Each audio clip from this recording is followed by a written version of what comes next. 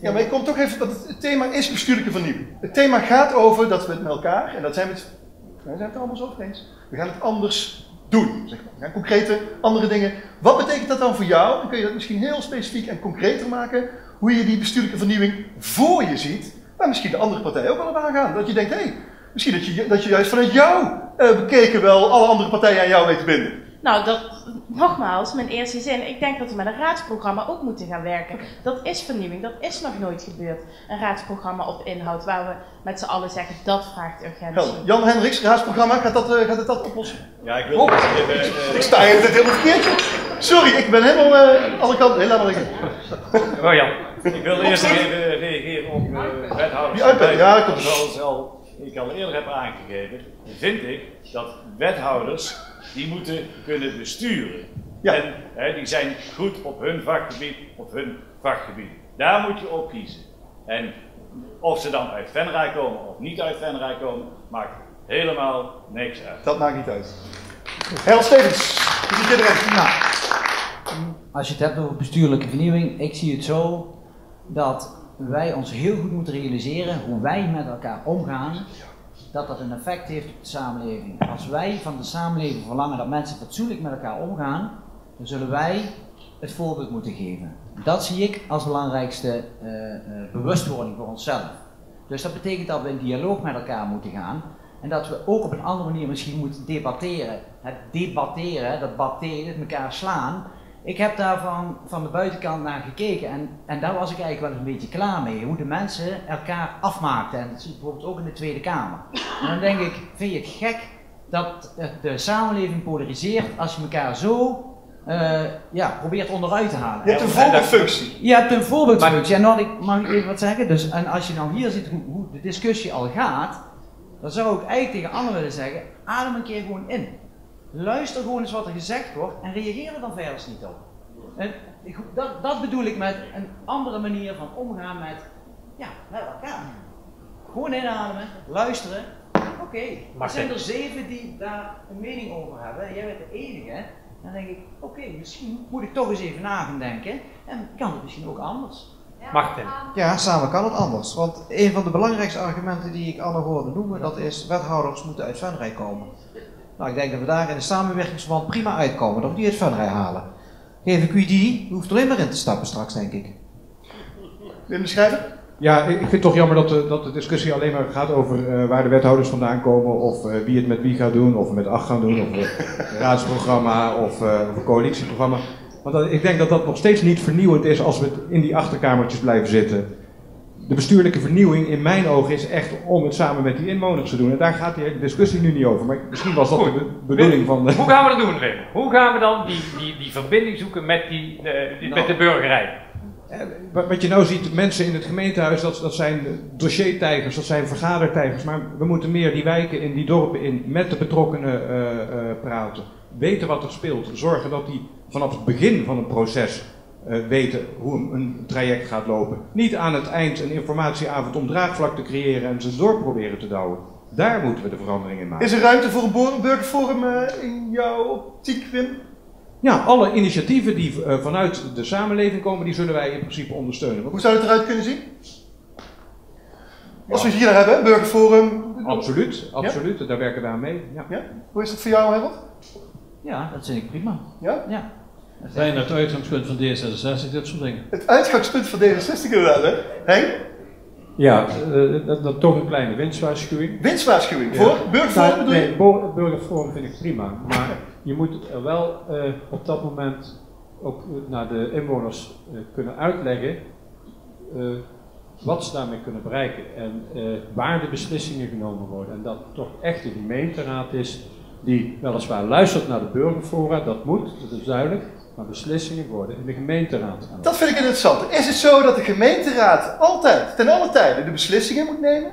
Of zou je dat juist in samenspraak met de samenleving kunnen doen? Martin Leenders? Het is uiteraard een samenspraak met de samenleving. Ja, dat wat betekent dat? Burgerfora, maar dat is wel wat hij zegt. Uiteindelijk zal de gemeenteraad een besluit moeten nemen. En waarom nemen. is dat? Waarom zou de gemeenteraad daar juist een beslissing over moeten nemen? Het is nu helemaal zo geregeld. Ja, het is zo geregeld. Het is zo geregeld. Het is wettelijk zo geregeld. Het dus is dat betekent dat wij over een aantal thema's gewoon een besluit moeten nemen. Dat wil niet zeggen dat die burgerfora moet luisteren. Maar luisteren is iets anders dan... We kunnen luisteren, maar we kijken wel of we er iets mee doen. Ja. Als raadslid en in de gemeenteraad moet je altijd een afweging maken van verschillende belangen. Dus daar moet daarom een besluit genomen worden. En als je een groep mensen, zogezegd een burgerforum zou overroelen, dus helemaal gaan beheersen, zodat de waan van de dag in beeld kunnen brengen. Het is belangrijk dat wij breed dus horen wat de gemeente wil, de gemeenschap wil. En dan maken wij de balans. Dus niet alleen van 10 mensen hebben voor het zeggen, omdat ze het hardst roepen, daar moet je net heel goed voor. Anne-Tiele, hoe kijk jij ernaar? Om inderdaad samen met de samenleving op die manier... Ja, zeker. Volgens mij hebben we ook de afgelopen 4 jaar sowieso al een initiatief gehad, waar jij ook bij betrokken was, op de top... Burgertop, ja? Burgertop, ja. Nou, dat zijn allemaal voorbeelden waarin mensen samenkomen, verbinding zoeken met elkaar om te kijken hoe we Venray vooruit brengen. En dat soort initiatieven juichen wij alleen maar toe. Dit soort fora, we juichen het toe, maar ik ben het ook wel eens dat we ook moeten uitkijken met valse verwachtingen wekken. Uiteindelijk gaat de gemeenteraad ook naar het algemene belang en kiest iedereen daarin zijn besluit. Henk Bisschop? Nou, het is goed dat je het zegt, Anne, want zo bedoel ik het ook. Hè. We hebben ook net een soort burgertop gehad waar we, dat heet dus samen leven, samen leren. Waarbij een aantal werkgroepen zijn ontstaan. En daar zit van alles in. Er zitten mensen uit het dorp in, mensen uit de wijken, er zitten een paar mensen uit de politiek in die belangstelling hadden. En die komen nu, die zijn nu bezig om voorstellen te ontwikkelen, om te kijken of ze die door kunnen leiden. Top. En op zo'n manier vind ik... Dat is een goede voorzitter. Ja, maar en ik ben niet zo bang voor valse verwachtingen, want ik denk dat de inwoners die snappen echt wel dat niet iedereen altijd zijn eigen zin kan krijgen. En dat er beslissingen genomen moeten worden. Maar je moet ze wel op tijd meenemen, want vaak nog hoor ik van inwoners dat ze in de krant hebben moeten lezen, net op tijd waren of net te laat waren voor een informatieavond. Dat is niet op tijd meenemen. Ik doe even een vraag, hè, want we zitten nu hier met een heel publiek. Die wil eigenlijk 1 takeaway meenemen. Dat zeggen van, goh, 1 ding, wat heb ik vandaag geleerd en dat gaat mijn stemmingsgedrag dadelijk beïnvloeden. Wat zou je nou willen dat die mensen hier, wat is je belangrijkste punt waarom dat ze op jouw partij moeten stemmen? Zeg van, goh, behalve dan zeg maar, houtkachel roken, want dan zeggen van, dat is wat dubieus. Maar wat is nou een punt? Dan zeggen nou, belangrijk, dat neem ik mee naar huis en daarvoor ga ik op jouw partij stemmen. Laten we Harold beginnen. Goeie, ik zou zeggen... Hij heeft de rest ook een beetje tijd om... Ik zal nog even praten, dan kun je ook nog heel even nadenken. Heeft de rest dan ook nog wat tijd om erover na te denken. We doen het in volgorde, van rechts naar links. En daarna heb je... Nou, proberen toch te sturen op eigen verantwoordelijkheid. Dus dat jullie als burgers ook eigen verantwoordelijkheid nemen. En niet altijd maar alle beslissingen laten aan de politiek, maar zelf ook creatief zijn en nadenken en meedenken. Harold, dankjewel. Wat is de takeaway? Aandacht voor een gezonde leef- en werkomgeving. Heel breed. Heel breed. En daarom moeten ze op D66 stemmen. Dat doen jullie het beste. Nou, dat is een groot woord. Dat voeg je er nou aan toe. Ja, dat is waar wij voor staan. Oké, prima. Martin. Ja, het zit in onze naam. Samenwerking. Dat betekent op alle thema's ook die input ophalen en luisteren naar al die bedrijven, die ondernemers, naar burgers, wat ze willen. Maar dat betekent ook samenwerking in de politiek, met elkaar. Dus het zit in onze naam. André. Nou, ik zou de mensen heel graag mee willen geven dat we nou echt eens een keer af moeten stappen van het denken in economische groei. En altijd maar die economie bovenaan het lijstje te zetten. We moeten nu eens gaan kijken naar de kwaliteit van onze leefomgeving.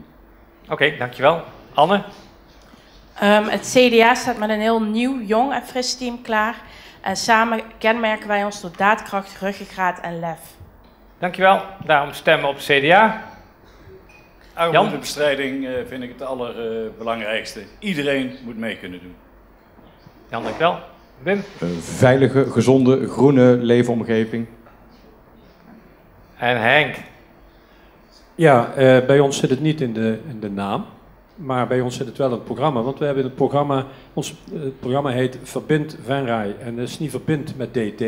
Dat is niet de PvdA verbindt Venray, maar Verbind Venray. Dat is een opdracht aan ons allemaal om op al die thema's die ik genoemd heb, over wonen, over samenleven, over duurzaamheid, over jezelf kunnen zijn in Venray, dat moeten we samen doen. En dat geldt ook als we dadelijk een coalitie of een samenwerkingsverband moeten vormen.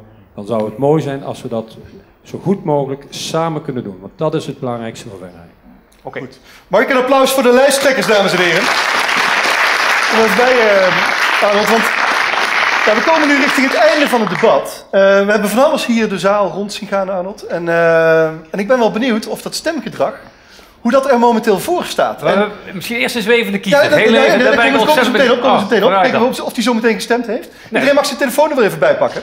En ga maar eens naar menti.com, en dat geldt ook voor jullie online inderdaad. Of online via de YouTube-stream van Pelemaas TV. Menti.com, en dan vul je de code 84124158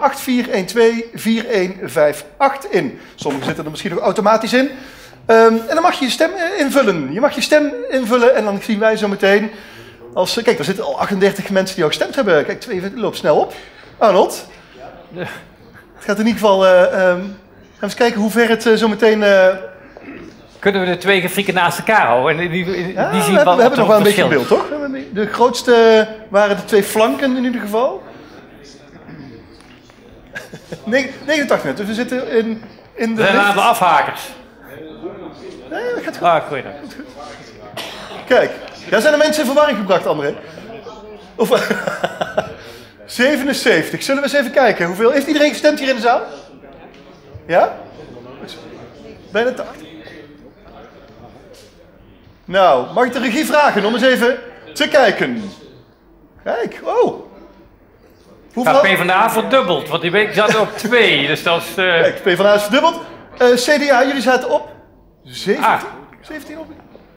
Oh, het loopt nog even. Het loopt nog een beetje op, 85, kijk. Toch wel heel veel... Oké, dan komt die laatste stem nog inderdaad binnen, hè?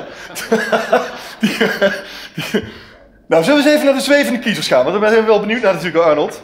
Naast dat ik hier een paar wat waterflessen heb omgegooid. Ik ben wel benieuwd.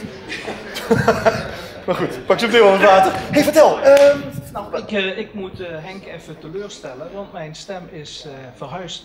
Is je stem verhuisd? Die had ik nog niet gegeven, maar die ligt op dit moment bij D66. En welke reden? Meer groen, meer diversiteit, meer samenwerken. We zullen het gezamenlijk moeten doen en we zullen moeten leren naar elkaar te luisteren. Precies, helder. Dankjewel. Ga ik even door naar Edward, was het toch? Ja, inderdaad. Edward, alsjeblieft. Vertel eens. Ja, dankjewel. Nou ja, een hoop van opgestoken. Ook een hoop open deuren gehoord. Hè? Van, we vinden dat we met z'n allen aardig moeten zijn en iedereen moet het goed hebben en zo. En dan denk ik, ja, vinden we allemaal. We hebben daar een beetje doorheen proberen te prikken. Maar hoe ga je dat dan doen? Ja, heb je gestemd? Ik heb niet gestemd, maar ik heb wel een schifting kunnen maken tussen 2 mannen die ik heel duidelijk vond. Ja. En die dat ook nog konden beredeneren. En dan ga ik in ieder geval het verkiezingsprogramma van lezen. Ga ik zo even zeggen. En dan kies ik wel. En dat was wat mij betreft Wim en Martin. Die namen duidelijk stelling en die hadden ook nog een deugdelijke redenering voor. Dus daar ga ik eens naar kijken. Dankjewel. Dankjewel. Goed. We hebben nog een vraag via Mentimeter. En iedereen heeft zijn telefoon natuurlijk nog aan. Dus ik ben wel benieuwd. Ja, wat vond je van het debat? Dat geldt voor jullie online en dat geldt ook hier in de... Daar zijn we ook wel even benieuwd naar. Arnold, dan gaan we het ondertussen tot een afronding brengen. Want ik ben... Ja, hoe vond jij het? Nou, ik vond het ik vond het lastig om toch de kernpunten eruit te halen waar de verschillen zaten. Aan de andere kant snap ik dat ook, hè, als je met een coalitie met 7 zit en die ook nog de 8e partij uitnodigt. En ook met de grote thema's die ook misschien nog veel niet landelijk liggen. Dus ik vond dat best moeilijk, maar het kan ook aan mij liggen, of aan ons liggen, dat toch niet helemaal scherp hebben gekregen. Ik vond het wel interessant dat er toch wel, dat de handschoen, of in ieder geval dat het open lag om juist in elkaar toch te kijken hoe we samen die stap kunnen zetten. Een paar reacties vanuit de zaal. Hoe vonden jullie het debat, dames en heren? Wat viel erop? Wat viel erop? Wat zeg je? Wat zei je? Vlees nog vis. Vlees nog vis? Maar goed, we zien het zo meteen wel voorbij komen. Wel aardig. Samenwerking in ieder geval. Stem CDA komt ook voorbij. Mag ik in ieder geval een applaus voor de lijsttrekkers, dames en heren. Dankjewel. Dank aan jullie inderdaad hier in de zaal. Dank aan jullie thuis. En ja, Arnold, we hebben natuurlijk iets uit te delen. Hè? Ja. We hebben iets uit te delen.